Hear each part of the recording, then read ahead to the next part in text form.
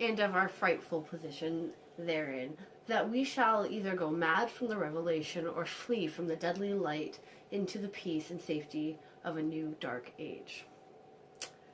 Theosophists have guessed at some awesome grandeur of the cosmic cycle where in our world, in human race, from transient incidents, they have, at strange survivals in times, would freeze the blood if not masked by a bland optimism, but it is not from them that there came single glimpse of forbidden in eons, which chills me when I think of it and maddens me when I dream of it. That glimpse, like all dread glimpses of truth, flashed out from the accidental piecing together of separated things.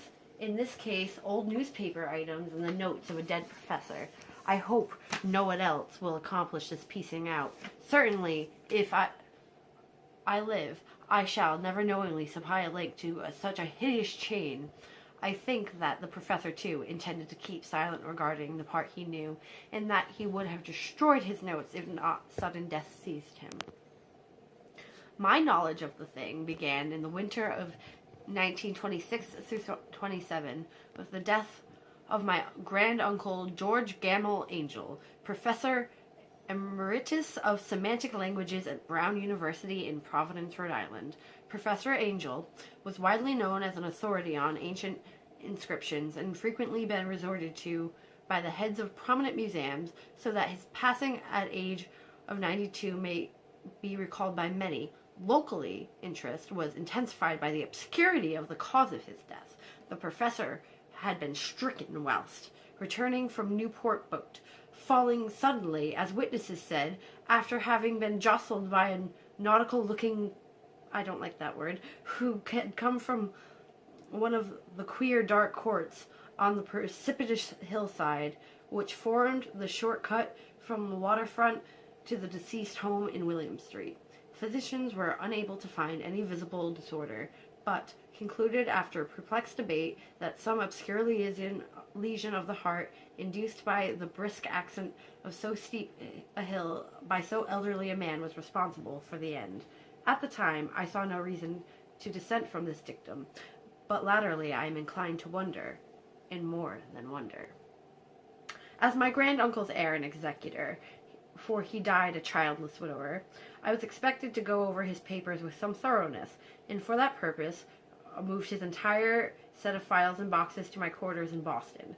Much of the material which I correlated will be later published by the American Archaeological Society, but there was one box which I found exceedingly puzzling, in which I felt much averse from showing to the eyes of others. It had been locked, and I did not find it the key until it occurred to me to examine the personal ring which the professor always carried in his pocket. Then, indeed, I succeeded in opening it, but when I did, only seemed so to be confronted by a greater and more closely locked barrier.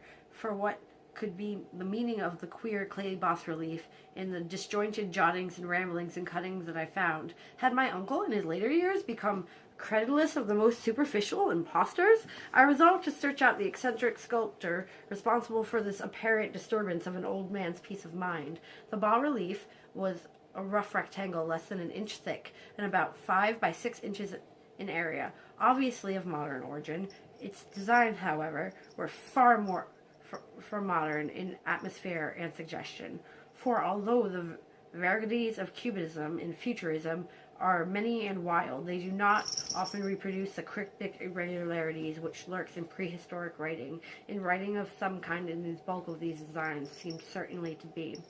Though my memory, despite much familiarity with the papers and collections of my uncle, failed in any way to identify this particular species, or even hint at its even remotest affiliations. Above these apparent hieroglyphics was a figure of evidently pictorial intent.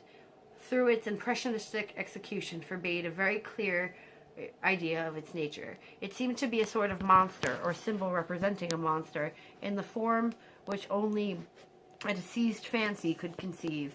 If I say that somewhat extravagant imagination yields simultaneous pictures of an octopus, dragon, and a human caricature, I shall not be unfaithful to the spirit of the thing. A pulpy, tentacled head surmounted by a grotesque and scaly body with rudimentary wings, and it was the general outline of the whole, which was most shocking and frightful. Behind the figure was a vague suggestion of a Cyclopean architectural background. The writing accompanying this oddity was, aside from the stack of press cuttings in Professional Angel's most recent hand, made no presence to the literary style, which seemed to be a main document was headed Cthulhu Cult.